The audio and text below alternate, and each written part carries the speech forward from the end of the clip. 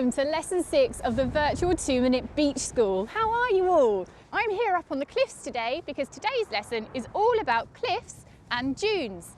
How have you been since our last lesson? I've had a brilliant week and I've been made smile by all the beautiful sunsets that we've had this week. I'd like you to take a moment to just think about what's made you happy this week. Now, unfortunately, Helen can't be with us today, but you've got me instead all lesson, and never fear, we've got an action-packed lesson for you. So what are we going to be doing? We're learning about the cliffs and the dunes, as I said. We're going to learn what is a dune, what lives on a dune, what is a cliff, and what's threatening our cliffs and dunes today. And we've got 4 brand new words for you to listen out for throughout the lesson as well. Granular material, erosion, flora and fauna. Now, you might know some of them already, that's fine, but listen out for them during the lesson. Now, yesterday I took a trip to Summerlees to show you the dunes. Okay, so I'm over here on Summerlees in amongst our beautiful dunes here, and it's time for a little activity. I'm going to have a little look around for about 2 minutes, and I want you to see what you can spot. Now, I want you to be aiming for about 5 different things. Should we go have a look? Off we go.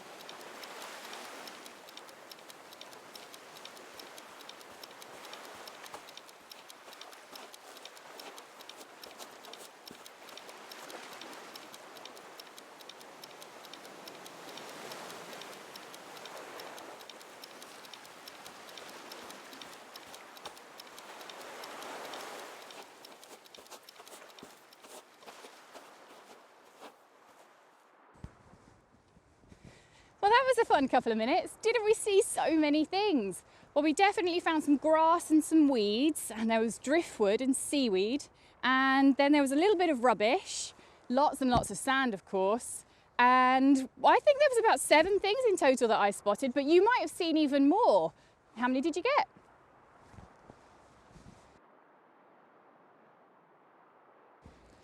So, we've had a really good look around the dunes and found some of the things that we can find here. And one of those things is, of course, sand. Have you ever really thought about what sand is though and why it is the way it is? Let's take a closer look. Have you ever used a magnifying glass, and do you know what it does? Yeah, you got it. It makes small things appear bigger, just like the grass is here. So what we're going to do here is have a look at this beautiful little weed. And as you can see, it's quite small and you can't see a lot of detail, can you? So we're going to use the magnifying glass and show what happens. So if I hold it in front of there, just like that, you can see it's a beautiful little plant. Now, if I bring the magnifying glass further forwards for you, you can see that it's getting bigger and bigger. And then you go back again and it's back to being small. And we'll do it one more time. We're going to pull it out and it's getting bigger and bigger and bigger. And then back to being small. How cool is that? Now, you may not have used a magnifying glass before, and that's totally fine. You may have used one at school, and we've got loads here at Beach School for when you come to see us in the summer. And did you know, actually, some phones and tablets have got apps these days that you can get too. So we're going to have a look at this sand now, really close up, using our magnifying glass. Come on. Now, if you look at sand normally, it looks quite brown and not very exciting. If you look at it close up with this magnifying glass, you start to see all of the different colours in there. Can you see them? There's browns, there's whites, there's blacks, there's greys. There are even a few yellows. Now, interestingly as well, all these different grains of sand are actually all slightly different shapes as well, and different sizes. Isn't that cool?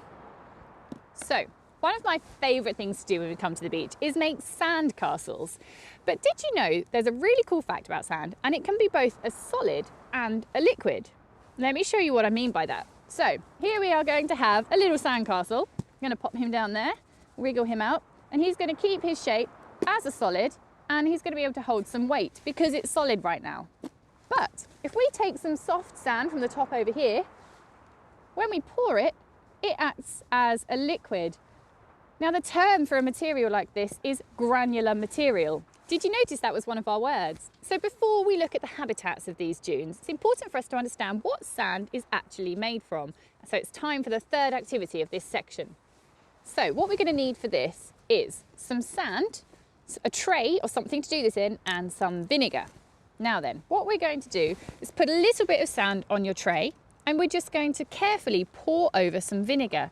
I want you to listen and look at what might happen. Now, we only need a small amount. Are you ready? Are you listening? Can you hear the bubbles popping? Can you hear that popping sound and see all those bubbles on the surface? Isn't it cool?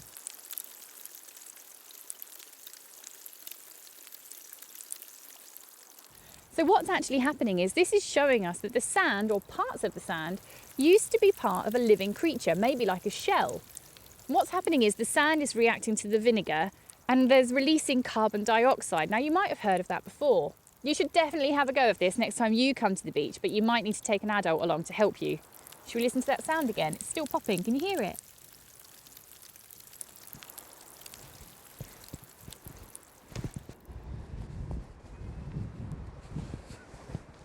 Okay, so now we're going to talk about the dunes as a habitat. Can you remember what a habitat is? Cast your minds back a couple of lessons and we learned all about the habitats of the rock pools. And we learned that a habitat is a place where an animal or a plant lives. Now, in order to understand the habitats of a dune system, it's first important to understand a little bit about how dunes are formed. So as you can see, we're sat here on the dunes and we are really far away from the sea. They form at the back of the beach. And the sand that comes here at the front of the dunes is always really fluffy compared to the sand at the back of the dunes. Now, the front of the dunes here is also getting a lot saltier from the sea compared to the dunes at the back of the beach as well. Now, there's loads of information there, isn't there? I reckon it's time to do a little drawing of our dune systems to try and remember all of that information. Have a couple of minutes. I'm going to jot down some bits too. See you in a mo.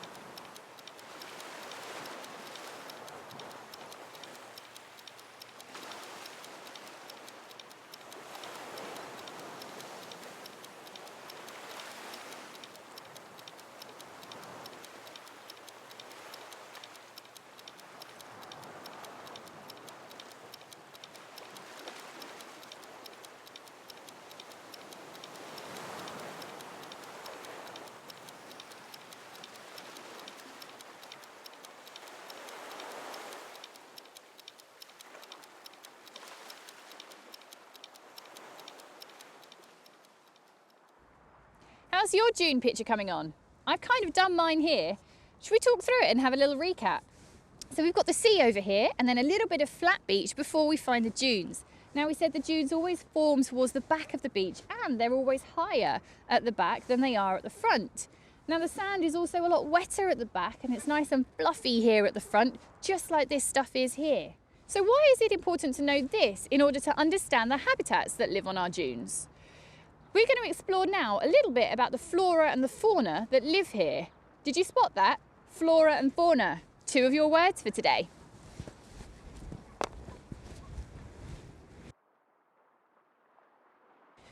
So, flora is plants and fauna is animals. Now they're really great words to remember when you're trying to explain habitats. Give it a go. Now why do we think the flora and the fauna might be different on different parts of the dunes? Well, we've learnt about this in previous weeks, haven't we? Different sea life lives in different places in the rock pools and the beaches, depending on how salty they like their water, how hot they like their water, and how much water they want. And it's exactly the same here on the dunes. So right at the front of the dunes, closest to the sea, you're going to get the grasses that are super tough and really happy to live with lots of salt. Here on the middle of the dunes, you're going to get the ones that don't like as much salt. So we're going to find things like the herbs and the gorse growing here. Now at the back of the dunes, away from the sea, you're going to find the things that really don't like salt, like the brambles and the heathers. Now I think it's time you should add those bits to your dune pictures so that you remember all of that for future weeks. Now different fauna also live at different places on the dunes. Now fauna, don't forget, is animals, and we can explore that another time. I hope you've really enjoyed learning all about the dunes. Now it's time to learn about the cliffs. So then, cliffs. Now cliffs are some of the most beautiful and important parts of our coastline. Now cliffs looks different all over the country and that's because of the way that they're formed, but we're going to leave that for another lesson. Today we're going to focus just on the cliffs here in Bude. So I'm going to have a little walk down to the cliffs on the beach here to show you them from down there. It's going to take me a couple of minutes to get there though, so while I do that, why don't you have a think about everything that you know about cliffs already? Doesn't matter if you don't know a lot because that's why I'm here. See you down there in a sec.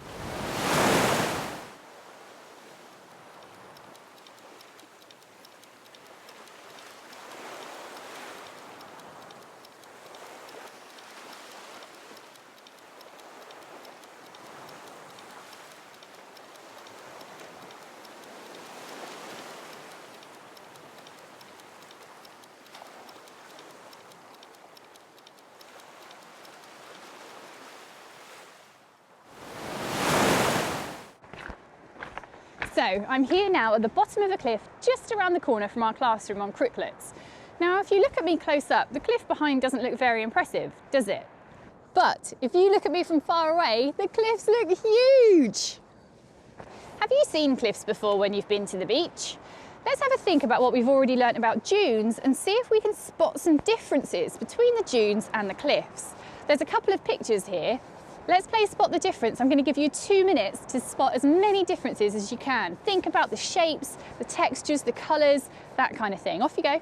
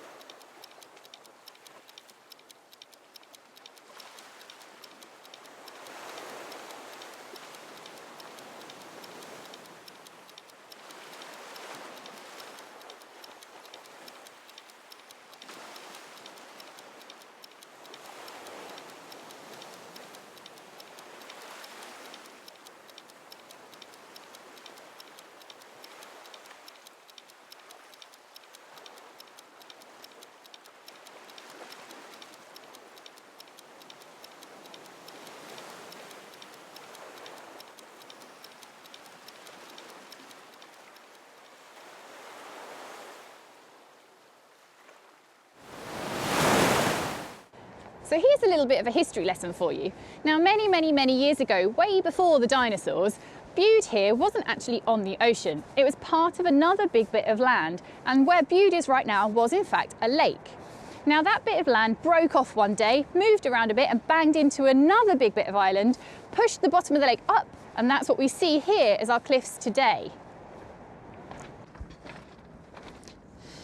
And it's the sand and the mud from the bottom of that old lake that make these really cool layers. Now these rocks and these cliffs are famous world over, and they're called the Bude Formation.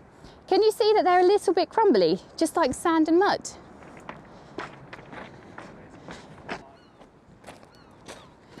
So these bits behind me are super important too. These are called ribs, and as you can see, they kind of run in straight lines from the cliff to the sea. Now these are made of bits of cliff and bits of rock that are harder to erode.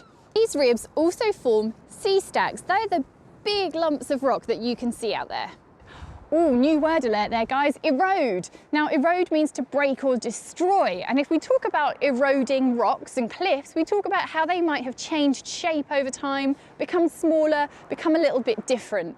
So, as I said, these ribs and sea stacks here are made of rock that is harder to erode than these cliffs here. Why is that important, do we think? What do these areas here have to put up with a lot more than the cliffs do there? The ocean. Now, we've spoken about this in previous weeks about how powerful the waves here can be, and I'm not kidding, they can even break up rocks. So these areas here that are pounded by waves every day are some of the toughest rocks around. Let's go have a play and see it in action, shall we? Right, we are going to demonstrate how the sea and the waves have caused the ribs and the cliffs here on our beach. Are you ready? All you need is a tray, a jug full of water, some pebbles, and then some sand if you've got it, but if you haven't, you can use soil from your garden, that's fine too.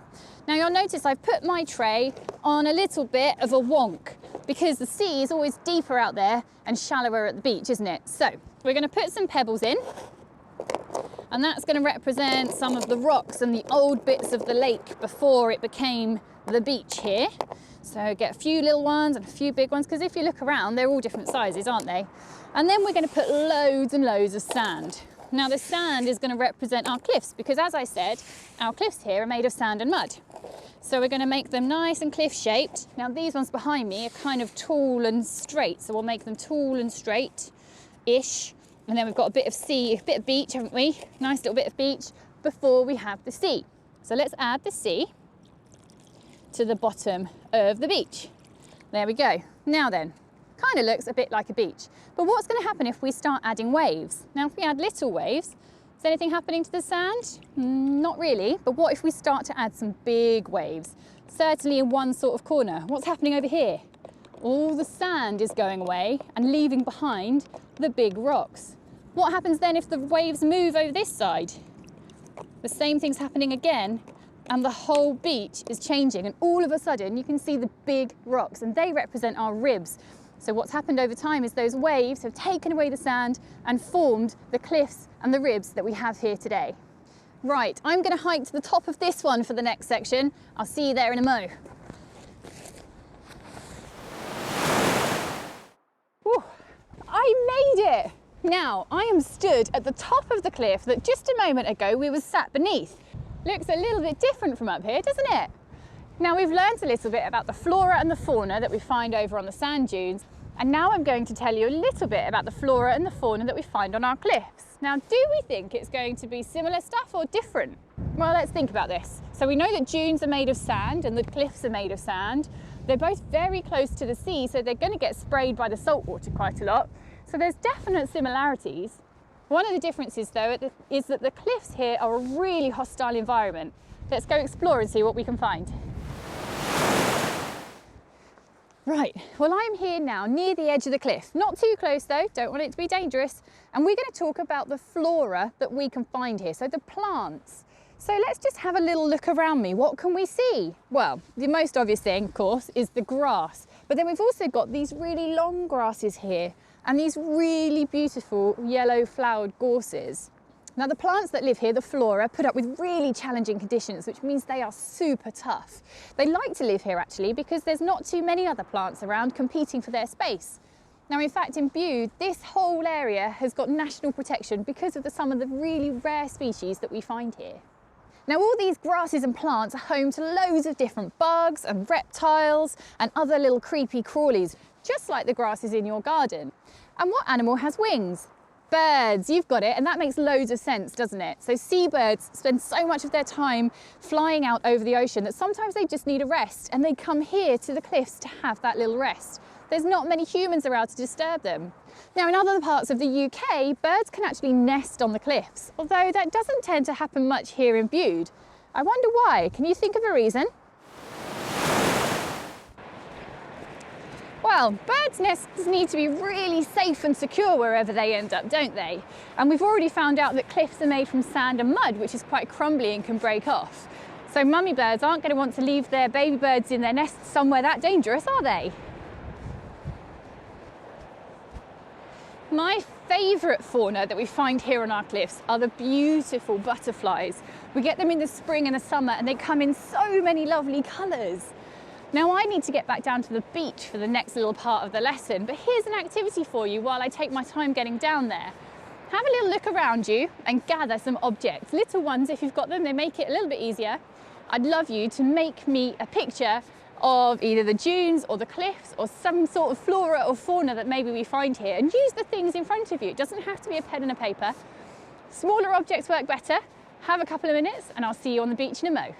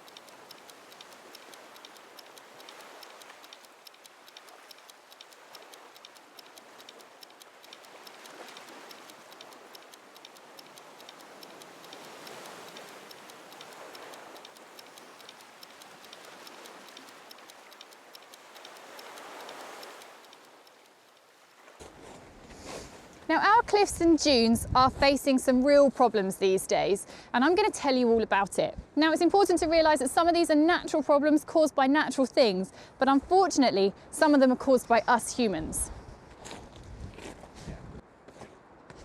Now, I'm sure you've all heard of cliff falls, when a small amount of rock falls from the top of the cliff and crumbles and falls down to the sand below it. But actually, some of them aren't that little. In fact, some of them are really quite big.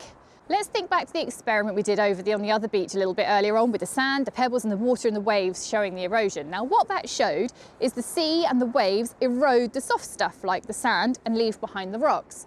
Now, that was all fine and dandy millions and millions of years ago when it first formed our cliffs here. But what happens one day if we have really big waves or a really big storm? That means those waves are going to come further up the beach and slowly start eroding the bottom of our cliffs. Now, there's an experiment we can try here to show this. Let's go have a go.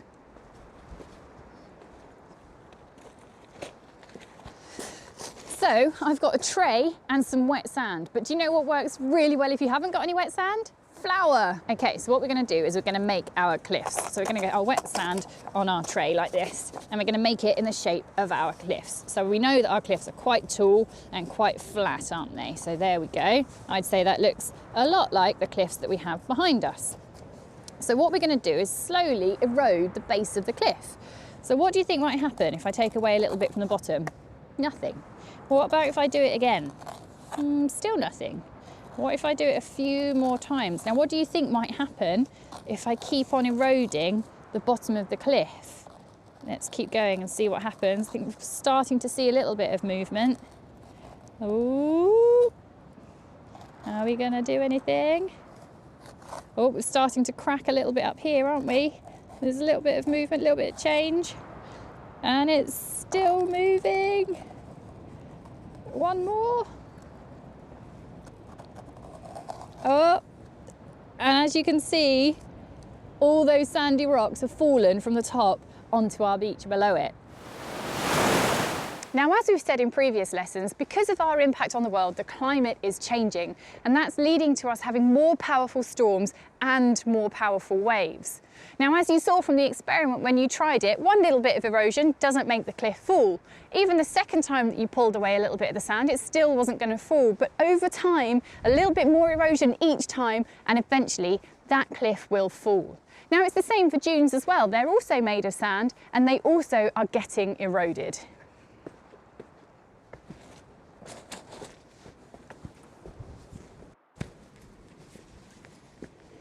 Now, another one of the problems that occurs for our cliffs here occurs from above. Now, I am stood on a massive piece of rock here that just a few short weeks ago was attached to the top of that cliff there.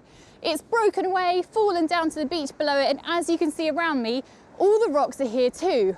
So all of this has to do with the weather. Well, the rain in particular. Now, rain is water, right? Easy. But do we know how heavy rain is? I've got a simple test that you can do here. Now, out of my pockets, I've got two little bottles, one of which is filled with water and one of which is completely empty. And you can see the difference. This one is so much heavier. Have a go at home as well. So, rain is heavy. And what happens is on the edges of the cliffs here, the rain is so much, the water gets so logged into the land that the land becomes really, really heavy and starts to fall down. Now let's go back to that flour experiment from earlier on to see it in action.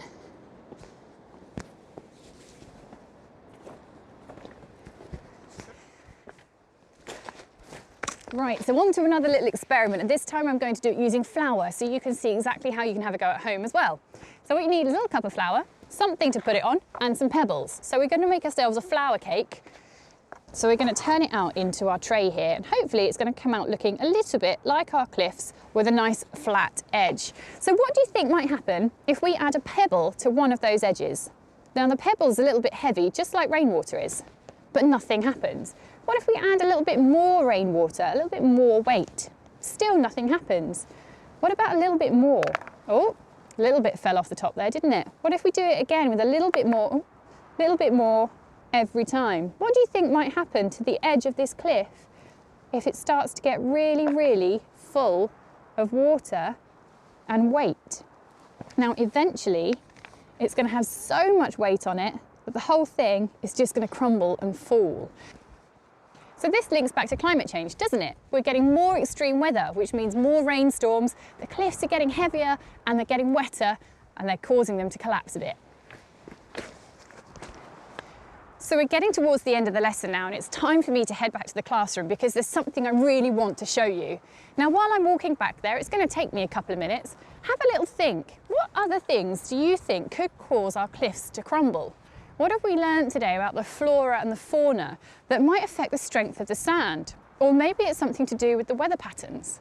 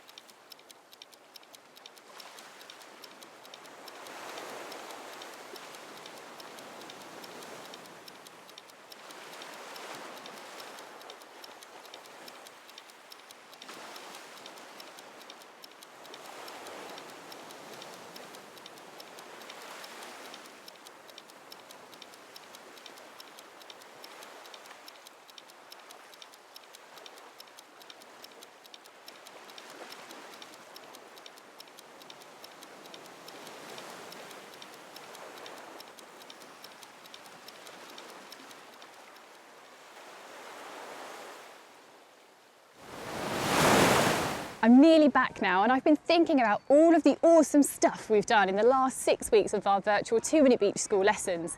Can't wait for you to come and see us in the summer and we can do things for real in person. We can have a play with some rockpool critters, do some experiments in the river and of course do several 2-minute beach cleans. So this is what I wanted to show you. We are back at our beach school beach hut here on Crooklets Beach and this is where the winner's poster is going to be displayed. Now if you haven't entered our poster competition yet, it's not too late, plenty of time. Check out all the details on our website. Don't forget we love to see your work and we can answer all of your questions if you want to get in touch. We really hope you've loved learning all about our coasts and are excited to keep on learning. We're going to be uploading some short 2-minute videos of things that you can do next time you come to the beach. But for now, that is all from us. We really look forward to seeing you again soon for some more 2-minute beach school. Bye!